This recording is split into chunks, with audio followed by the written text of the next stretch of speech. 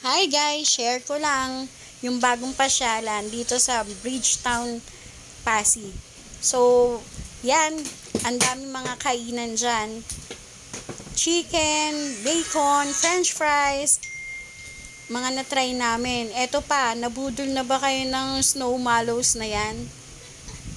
Yung tipong umuusok-usok, grabe. Nakaka-amaze, parang sarap na sarap ka. So, akala ko to parang ice cream sa una. At yung lasa parang sobrang tamis. Nakaka-amaze talaga, tsaka nakakatakaw attention talaga, lalo na sa mga kids.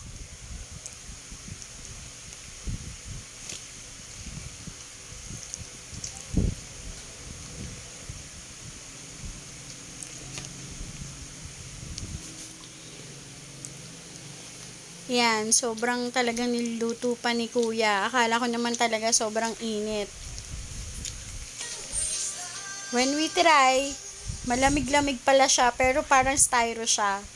So guys, try nyo rin mabudol kayo para ma-experience ninyo.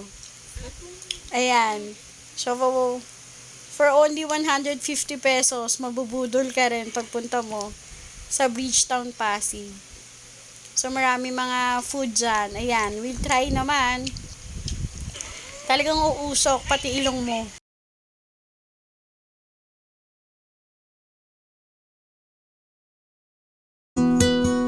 The second hand unwinds. If you're lost, you can look and you will find me.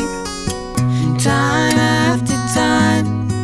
If you fall, I will catch you. I'll be waiting.